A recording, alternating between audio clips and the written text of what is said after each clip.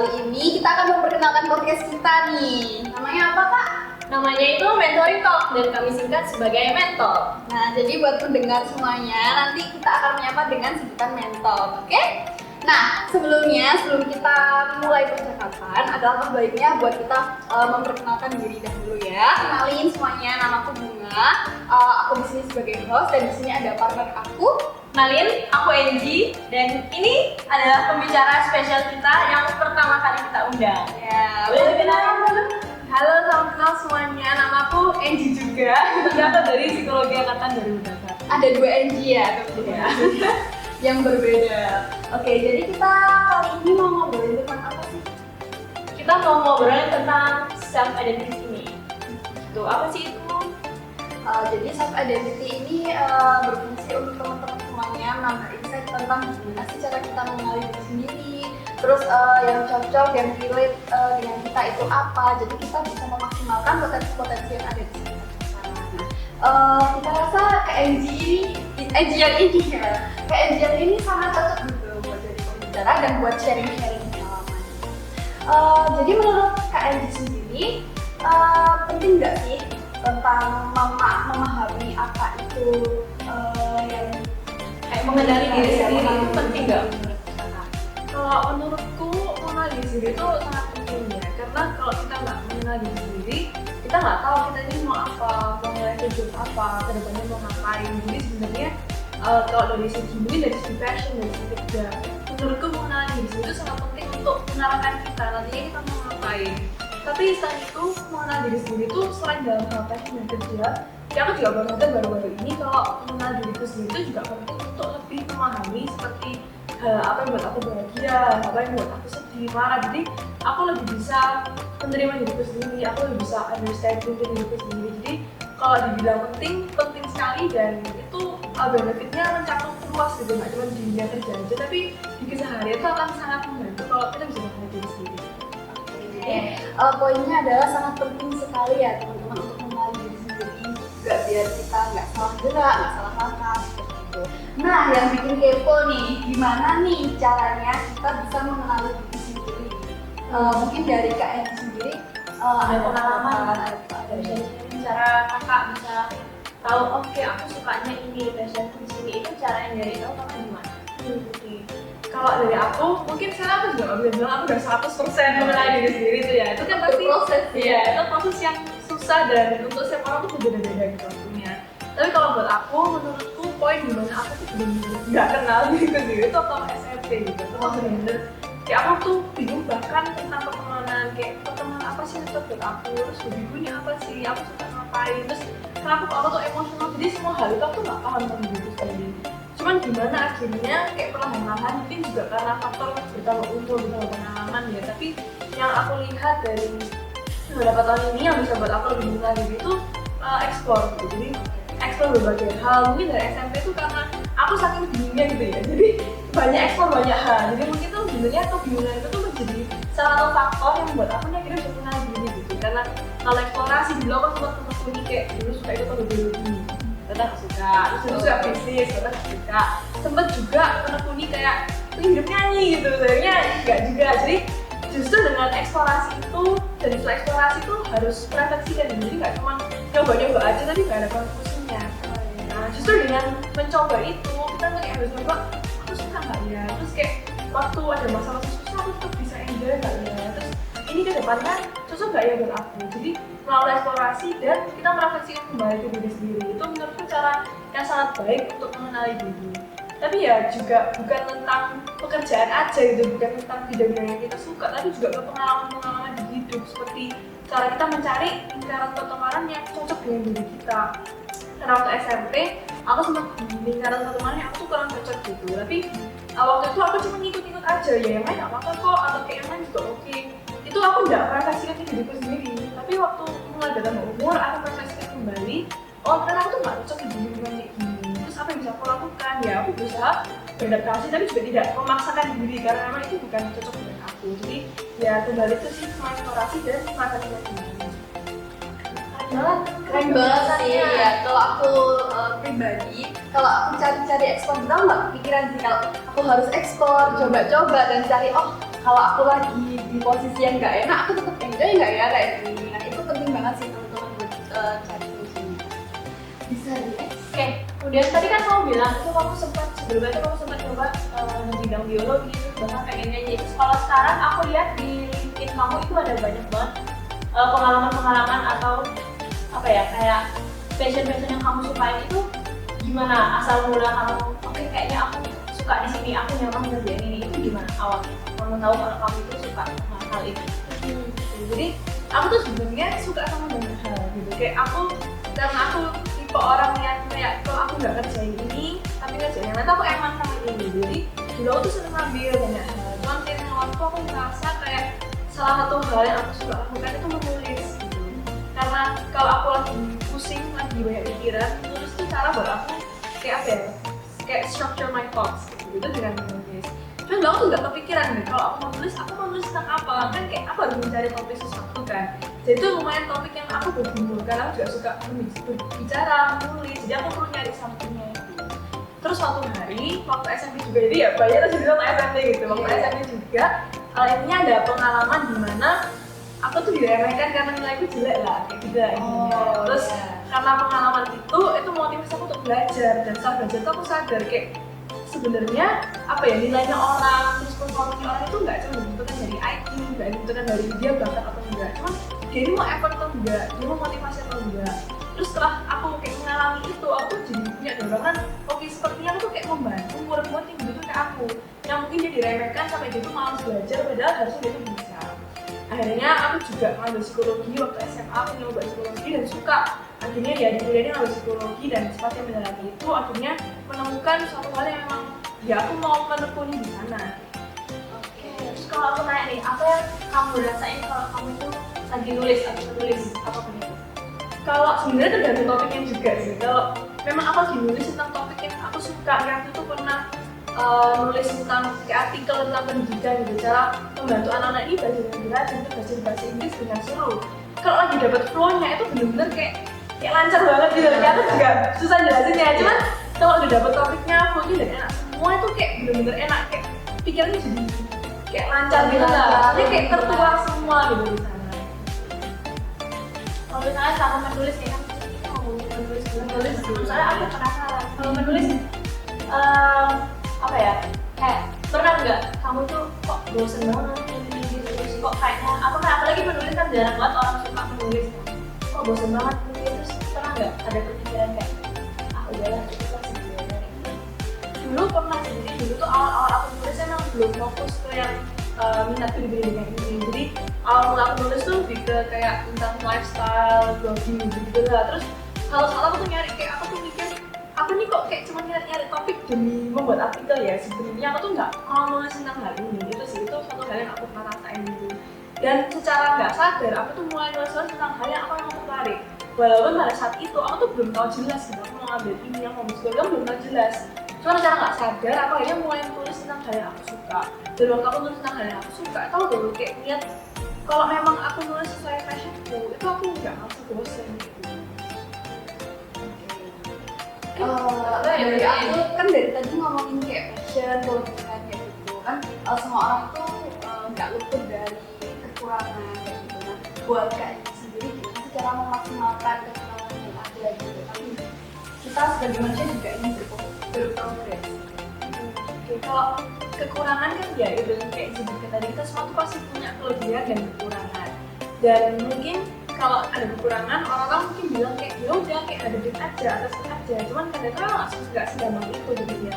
Terus satu hal yang aku pelajari itu karena aku dulu tuh orangnya suka kerjain semuanya sendiri. Jadi dengan semua kelebihan dan kekuranganku, aku tuh mencoba mengerjakan semuanya sendiri. Cuman satu hari waktu aku ngomong sama kayak memang orang yang aku percaya gitu, mereka tuh bilang ke aku, nih kalau kamu mau berkarir di pendidikan, itu kamu nggak bisa sendirian aja. Yang di pendidikan tuh banyak sekali kayak isu-isu yang harus dibenerin, dan dengan semua kelebihan dan kekurangan, kamu tuh nggak bisa sendirian, karena kamu butuh orang lain.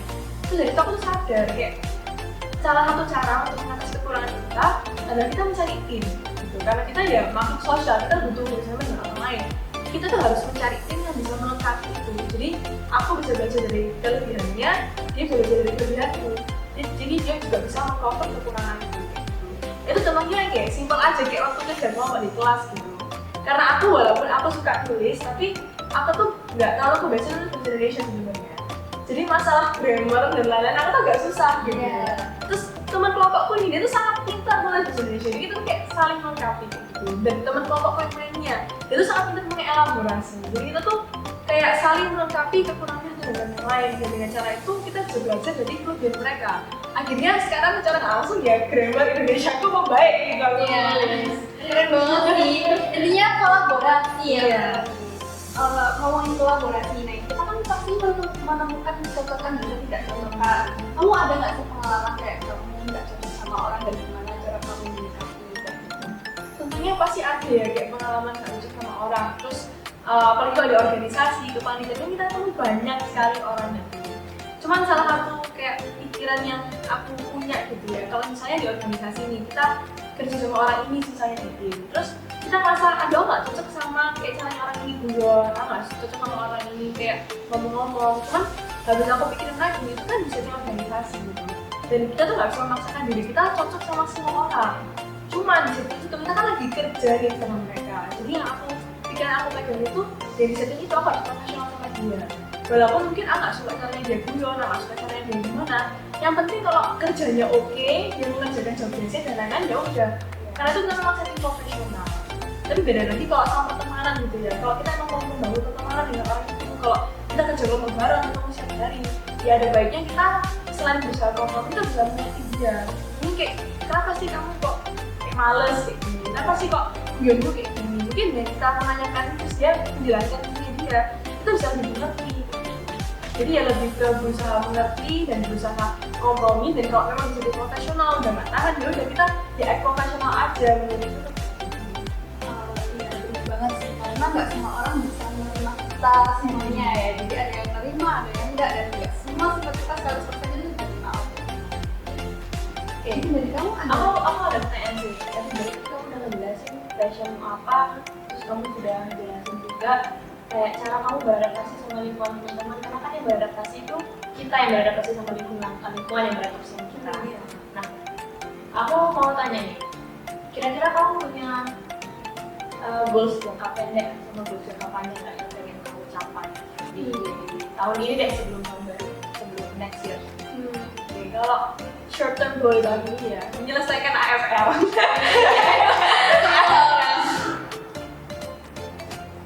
Ya, jadi kalau untuk short term goal tahun ini sih lebih ke ya menyelesaikan tugas dengan baik, latihan dengan baik. Karena sebenarnya tujuan aku menyelesaikan tugas dengan baik, menyelesaikan kepanitiaan dengan baik itu untuk membangun portfolio juga yang akan membantu untuk long term goal gitu. Secara long term sebelum tahun ini berakhir sih, aku pengen mempersiapkan diri kayak mungkin daftar beasiswa gitu.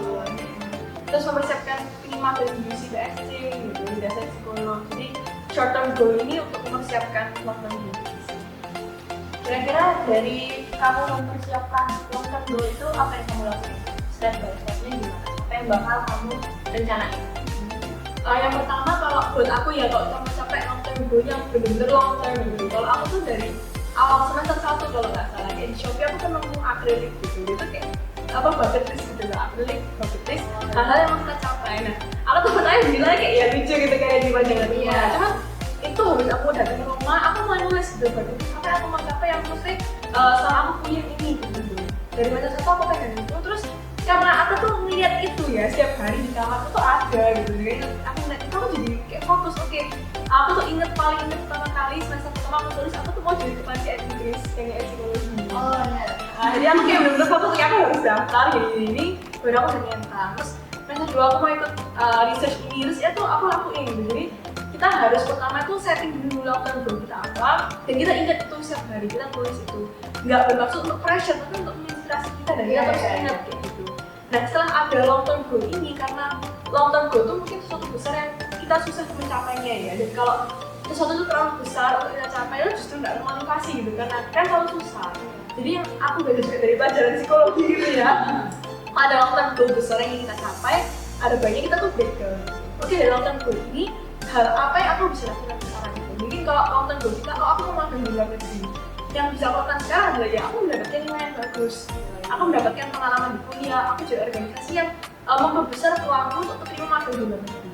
Jadi kita harus atur step by stepnya tuh seperti itu. Ya mungkin kalau kalian suka mikirnya ya di kepala aja nggak apa-apa. Tapi kalau kalian kayak aku lebih suka nulis. Jadi biar aku ikut juga dan terstruktur ya gitu. Jadi kita nulis oke strateginya apa sih yang aku harus ambil gitu. Kira-kira di semester berapa aku harus daftar ini. Jadi kita ya rencanain dari awal sih. Gila sih, kok aku kayak ngeliat NG ini hidupnya bener-bener struktur gitu Iya, ya. aku jadi Rapi banget tingkatan step by step yang berapa tuh. Oke, jadi emang menstrukturkan kehidupanmu itu sangat penting ya, biar kamu tahu, biar kamu nggak salah langkah, kayak gitu ya teman-teman. Terus meskipun udah ada struktur nih, kira-kira pernah nggak sih ada kayak hal yang meleset atau kegagalan kayak gitu? Atau di luar rencanamu ya. Pastinya pernah ya, saya pasti ada, suara pasti ada kayak ya naik Ada. mungkin dalam hal-hal kecil kayak setiap hari aku tuh lebih suka setting diri sendiri harinya kalau misalnya apa aja, terus ya target hari itu lah, dan itu sering nggak terpenuhi gitu karena ternyata mungkin oke meetingnya molor itu kan bulannya atau keluarga ngajak ada acara atau kayak aku memang capek atau bisa kerja, jadi ya hal-hal kecil kayak gitu tuh memang mengganggu gitu ya, itu memang sangat menghambat. Cuman itu kan kita nggak bisa hindari juga, kita nggak bisa selalu menghindari hal itu, maka itu ya menurutku udah baiknya walaupun kita ngerencanain nih semuanya, kita nggak bisa expect rencana itu 100% berhasil, karena kalau kita kayak memaksakan diri, oke aku tuh harus persis kayak rencana ini, kita tuh akan susah fleksibel dan susah beradaptasi.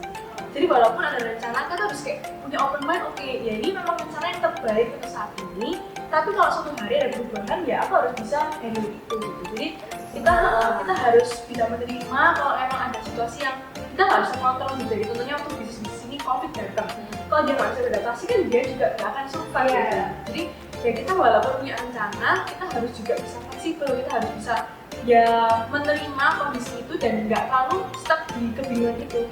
Dan aku juga pernah, mungkin kan dari yang saya kayak kebingungan gitu ya, cuman aku tuh juga pernah kayak waktu itu punya bisnis gitu sama Biji Koko, dan suatu hari itu karena ada suatu masalah ini itu harus rebranding gitu. Nah itu kan something yang benar-benar kayak kita harus rebranding dalam 1 minggu ini itu kan banyak harus disaring gitu. Cuman waktu itu kok aku juga ikut bilang ke aku kayak main stres itu bisa kita kerjain, kita tuh nggak harus kalau misalnya rencananya gagal langsung kayak aduh bingung harus ngapain, tapi yang penting cara kita menghadapi itu. Ya kayak kita stres tuh nggak apa-apa, kayak semua orang kan pasti stres, kita sedih itu nggak apa-apa, tapi apa yang penting itu bagaimana kita mengolah emosi sedih dan emosi stres itu menjadi sesuatu yang positif. Karena justru kita sedih, justru kita stres, oke aku termotivasi untuk mengembangkan diri lagi biar gak kayak gini. Jadi lebih ke itu sih, ingin untuk belajar dan untuk mengembangkan lagi, dan ya lebih mengembangkan rencana itu ketika ada kegagalan. Iya, memang kalau ada kegagalan itu teman-teman nggak boleh berlarut-larut gitu. Kayak gagal itu nggak apa-apa, yang penting gimana caranya kita survive dan memandukan emosi negatif positif itu menjadi sesuatu yang bermakna. Itu sih. Jadi setiap langkah kehidupan itu sebenarnya berproses. Jadi Iya. selama kita hidup di dunia ini kita pasti belajar. Ya nggak benar ya.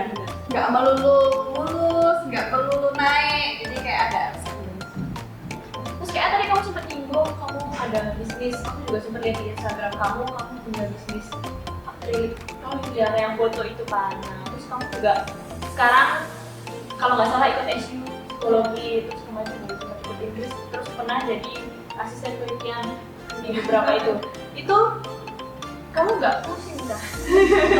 mengatur waktu, jadwal main, jadwal kuliah, akademik, organisasi. Belum lagi ngurus diri sendiri yang kadang emosi yang nggak stabil gitu.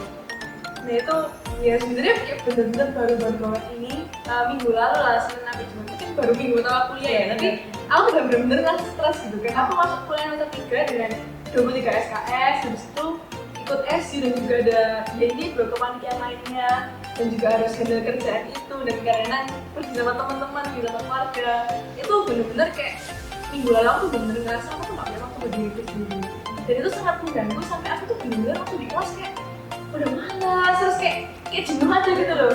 Ada pulang tuh gak bisa istirahat, pulang langsung lanjut di jam 5, gitu dari jam itu, jadi bener aduh kayak stres dan capek. Cuman aku tuh baru mendapat pencerahan tuh kayak kira-kira kemarin kayak bener-bener kemarin lusa kayak gitu ceritanya.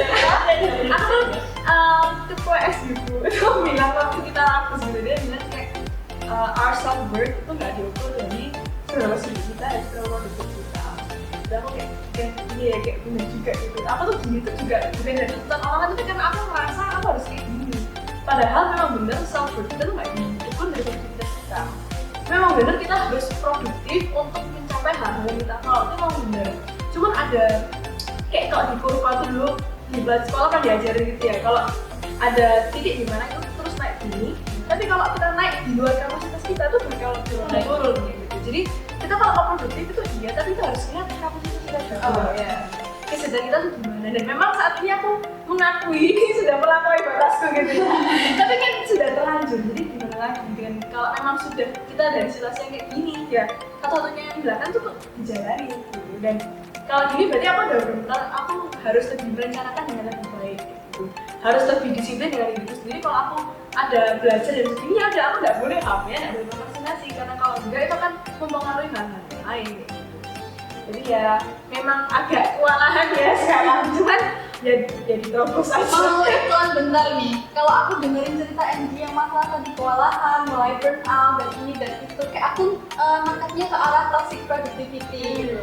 Nah, aku sempat tahu juga kalau toxic productivity itu kan setiap kapasitas orang yang beda-beda ya. Jadi emang ya lakukan kegiatan yang sesuai dengan kapasitas kamu. Jangan sampai kamu pengen produktif dan pengen ini pengen itu, jadi kamu full semua seharian itu buat ikut ini itu, tapi malah kamu di satu event atau suatu acara itu kamu nggak fokus. Jadi kayak ya cobalah dikenali baik-baik, pelan-pelan, semuanya berproses.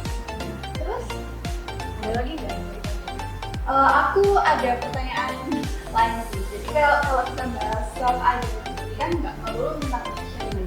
Nah, menurut Angie ada hal lain kah tentang fashion yang mengenai self identity yang ternyata penting nih buat self identity buat membuat fashion kita ke depannya. Apalagi kan buat mahasiswa baru ya, kalau peralihan SMA ke kuliah kan juga perlu Agak beda adaptasi. jauh. Dan harus mempersiapkan ini itu untuk lulusan dan lain-lain. Jadi pentingnya self identity untuk fashion gitu. Jadi menurutku kalau sebenarnya kita tuh juga nggak bisa memaksakan gitu ya. Malam ini aku langsung mengenal diriku sendiri, itu kan juga nggak mungkin kan. Cuman dari yang kayak poin tadi itu kita harus punya waktu untuk explore, dan punya waktu untuk explore itu gimana? Kita punya waktu untuk diri kita sendiri juga. Jadi selain kita explore banyak sekali di kerja di luar sana, mungkin jadi dokter, jadi psikolog, jadi penulis, kan ada banyak sekali dan itu akan membutuhkan banyak sekali waktu. Tapi selain itu, menurutku hal yang paling dasar yang harus kita explore dulu itu siapa diri kita. Karena passion kita, apapun yang mau kita kerjakan itu kan tergantung dengan core values diri kita. Kita harus ngerti apa sih prinsip hidupku, apa yang aku mau capai di kehidupan ini. Ada beberapa orang yang tujuan hidupnya aku mau kaya raya gitu, tapi ada beberapa orang juga yang tujuannya itu aku mau bahagia, udah aku harus kaya, yang penting aku bahagia. Nah, kalau kita bisa mengenali kayak core values, prinsip hidup kita ini, kita bisa lebih terarah dalam memilih apa yang mau kita lakukan. Kalau buat aku secara personal, dari kecil aku cuma mikirnya tuh yang penting aku mau happy, berkecukupan, gak harus yang gimana gitu, yang penting keluarga aku bahagia, aku bisa traveling dan lain-lain, udah aku cuma pengen kayak gitu sebenarnya. Karena itu aku juga gak pernah kepikiran aku mau bikin perusahaan. Dia tuh bener-bener gak pernah kepikiran, dan dari core value ini aku berangkat ke aku punya keinginan untuk bahagia, dan aku ini bisa bahagia ketika aku membantu orang lain. Dan membantu orang lain dengan cara apa? Ya aku membantu murid-murid yang begini ke aku, yang mungkin di underestimate dan lain-lain. Jadi itu semua berasal dari ya pengalaman hidup kita sendiri, diri kita sendiri, prinsip yang kita punya, dan menuju ke hal-hal yang kita suka lakukan. Itu pasti nanti ada cara untuk nyambung lah, kayak pasti bisa nyambung gitu. Gimana caranya? Yang penting kita explore dan kita kasih lagi gimana caranya kita menyambungkan diri kita dengan kesukaan kita, dan semua hal itu mencakup self identity. Keren banget sih, Aku bingung harus aku sebenarnya juga aku dapat insight banyak gitu dari seorang Angie Hosea. walaupun nama kita sama, tapi ternyata kita jauh berbeda ya teman-teman. Tapi semoga aku bisa seperti Angie. Aku jadi termotivasi buat makin explore hal yang aku suka. Benar-benar aku jadi pengen mencoba hal baru lagi, nggak cuma Iya. ya itu aja. Kamu nggak boleh merasa kamu udah cukup. Kamu harus merasa kamu itu bodoh. Jadi kamu harus explore kayak gitu. Itu sih yang aku tangkap sekarang kayak. Oke, terus dari ceritamu apa ya yang tadi kamu sharingkan, yang tadi kamu jelasin ke kita semua, aku nangkep itu kayak kehidupan itu bagaikan air yang dituang ke ember, tapi embernya bocor. Jadi apapun yang kita terima, tapi itu nggak sesuai sama diri kita, tapi kita memakai itu kan pasti juga nggak bakal penuh, kita nggak bakal bisa berusaha semaksimal itu. Itu sih yang aku tangkep ya. Boleh. Ini aku mau nanya aku lebih ke kan kalau kita mengenali fashion nggak semua orang itu aware gitu masalah fashion. Menurut kamu ada nggak sih istilah salah fashion gitu? Misalkan kayak aku tuh sukanya masak, aku sukanya explore masak makanan ini dan itu, tapi aku masuknya di komunikasi kayak gitu. Menurut kamu gimana sih cara menanggapi orang yang merasa kayak salah fashion gitu? Mungkin salah fashion kayak salah jurusan gitu Ya, mungkin bisa diartikan salah jurusan karena Salah sekarang udah dipakai. mungkin dalam hal salah jurusan ya kayak itu bukan the end of everything gitu. Jadi memang ada beberapa orang karena menemukan passion itu bukan sesuatu yang kayak aku harus nemuin passion aku umur segini itu kita walaupun bisa target itu tuh nggak tentu juga, karena sama seperti mengerti diri kita sendiri. Misalnya passion itu bukan hal yang overnight yang sistem membuat semalam jadi semua itu kan enggak. Jadi kalau kalian memang baru menemukan passion kalian mau udah masuk jurusan ini ya it's okay gitu. Maksudnya walaupun jurusan kalian sesuai dengan passion kalian itu nggak berarti kalian nggak bisa menekuni passion kalian. Walaupun mungkin banyak waktu kan tuh tersita di jurusan ini, tersita dengan yang contoh tadi, tersita ngerjain tugasnya Viko, kalau sukanya masak gitu. Tapi kan pulang kuliah bisa masak gitu. Pulang kuliah masih bisa belajar di YouTube, bisa belajar masak, di Instagram masak, mungkin juga PO, jadi dari hal kecil seperti itu. Jadi hanya karena salah jurusan, jangan merasa itu kayak akhir dari segalanya. Justru kalau menurutku kita bisa belajar dari jurusan itu. Kayak mungkin suka masak tapi join Viko, kita bisa belajar bagaimana caranya aku nih mengkomunikasikan masakanku untuk lebih laku dengan orang lain. Jadi kita ya juga bisa memanfaatkan Kolaborasi lagi. Iya, kolaborasi lagi gitu. Oke, thank you banget nih buat Kak Angie udah berbagi pengalamannya. Kayak aku sebagai host juga aku nangkep insight-insightnya. Mungkin buat teman-teman juga bisa menjadi inspirasi tentang pentingnya mengenali diri sendiri. Mengenali diri sendiri tuh nggak cuma kita, aku sukanya ini, aku kekurangannya di sini, tapi ternyata mengenali diri sendiri itu juga perlu explore, perlu mengeksplor diri, perlu nyari tahu passion kita apa dari apa yang kita sukai, dan belum tentu hobi kita itu menjadi passion kita, benar. Iya benar. Terus kemudian juga kita perlu mengenali lingkungan pertemanan kita seperti apa, cara kita mendekati seperti apa. Dan lagi-lagi balik yang tadi aku bilang di awal, kalau sebenarnya itu kita yang menyesuaikan diri dengan lingkungan, lingkungan yang menyesuaikan diri dengan kita. Untuk Untuk menutup podcast kita ini, mungkin dari Kak Angie ada pesan untuk teman-teman yang lagi nonton ini. mungkin buat teman-teman apalagi mungkin yang baru masuk kuliah atau mungkin sekarang masih bingung gitu ya, aku nih siapa, gitu siapa, ya it's okay gitu, kayak don't be too hard on yourself, karena mungkin kamu sekarang belum tahu aku ini tuh apa, terus aku nih siapa. It's okay karena memang kita jadi umur untuk kita eksplorasi gitu. Memang itu tuh waktu yang tepat buat kita untuk mulai eksplor dan untuk mengeksplorasi diri. Jadi pesanku mungkin kita bisa mulai dari sekarang gitu ya, karena ini merupakan hal yang penting. Jadi kita bisa mulai dari sekarang. Nggak apa-apa kalau nggak langsung nemu, nggak apa kalau semalam langsung nemu tuh karena itu susah gitu ya. Ini emang proses untuk pribadi, proses pribadi. Jadi it's okay, take your time. Yang penting kamu punya niatan untuk mulai dari sekarang. Karena jika kamu mulai dari sekarang, itu akan sangat membantu di masa depan. Kayak kita mulai naik tangga pelan-pelan itu dari sekarang. Yang penting mulainya itu dari sekarang. Jadi tetap semangat untuk eksplorasi diri, walaupun nanti pasti ada levelnya gitu ya. Iya. Cuman itu akan membentuk pribadi kita menjadi pribadi yang lebih baik juga. Jadi tetap semangat teman-teman. Yeay. Terima kasih ya Terima kasih. Angie, udah mau meluangkan waktumu yang super duper sibuk Iya. segalanya buat Berbagi. jadi pembicara dan bagi cerita-ceritamu ke teman-teman yang nonton ini. Sekali lagi terima kasih ya.